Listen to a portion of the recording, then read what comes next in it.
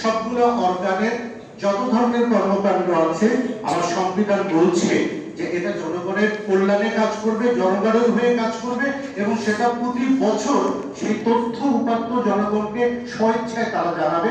শুধু 2-3টা বিষয় তারা জানাবে না। একটা হলো কোনো ব্যক্তির যদি আত্মমর্যাদা ক্ষুণ্ণ হয় এমন কোনো তথ্য জানাবে না, রাষ্ট্রের গোপনীয়তা এটা জানাবে না, এবং রাষ্ট্রের যে সামরিক কৌশল আছে এই বিষয়টা জানাবে না। তাছাড়া বাকি সবকিছু কিন্তু জনগণের জন্য। কারণ আপনাদের কাছে যে নেক্সটের একটা নোটবুক দেয়া আছে, এখানে কিন্তু লেখার জায়গাটা আপনারা সবাই লিখছেন, পিছনে কিন্তু সংবিধানের কয়েকটি অনুচ্ছেদ ওখানে দেয়া আছে, এবং সেখানে মূল যে অনুচ্ছেদটা সেটা হচ্ছে আমাদের যে মানবাধিকার, সেই মানবাধিকারে কিন্তু অনেকগুলো পয়েন্ট দেয়া আছে। প্লিজ দয়া করে বসে বসে একটু পড়ে নেবেন, এটা কিন্তু জানা অত্যন্ত দরকার আমাদের সবার জন্য। আরেকটি বিষয় সেটি হচ্ছে যে আমার অধিকারগুলো কি কি।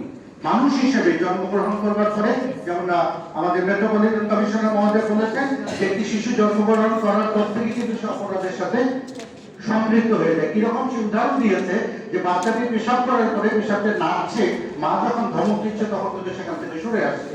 সুতরাং মানুষ প্রকৃতির সাথে যুদ্ধ করে বড় হয়েছে। এই সমাজ ব্যবস্থায় মানুষ কিন্তু প্রতি মুহূর্তে যুদ্ধ করছে, আমরা সেই যুদ্ধ কিন্তু লিপ্ত আছি। সফলতাগুলো আমরা এতক্ষণ শুনলাম।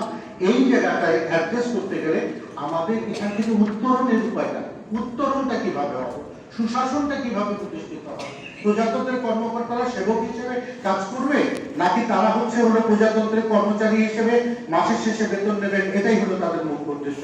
মুখ্য উদ্দেশ্য প্রথম, সে শপথ নিয়েছে, ওথ নিয়েছে, আমি প্রজাতন্ত্রের কর্মকর্তা হিসেবে এই সংবিধান সংরক্ষণ করিব এবং জনগণের সেবক হিসেবে কাজ করিব। সংবিধানের 102 ক অনুচ্ছেদে এই কথাটা স্পষ্ট করে বলা আছে, জনগণের সেবক হিসেবে কাজ করবে। এবং 7 অনুচ্ছেদে বলা আছে সংবিধানে, সেটি হচ্ছে প্রজাতন্ত্রের সকল নাগরিক রাষ্ট্রের মালিক। তার মানে রাষ্ট্রের মালিক আমরা, আর প্রজাতন্ত্রের কর্মকর্তারা হচ্ছে রাষ্ট্রের সেবক হিসেবে, জনগণের সেবক হিসেবে কাজ করবে। সুতরাং এই জায়গাটায় আমাদের কোঅর্ডিনেশনটা কিভাবে হয় না, তার মূল কারণটাই হচ্ছে রাজনীতিবিদরা রাষ্ট্র পরিচালনা করবেন।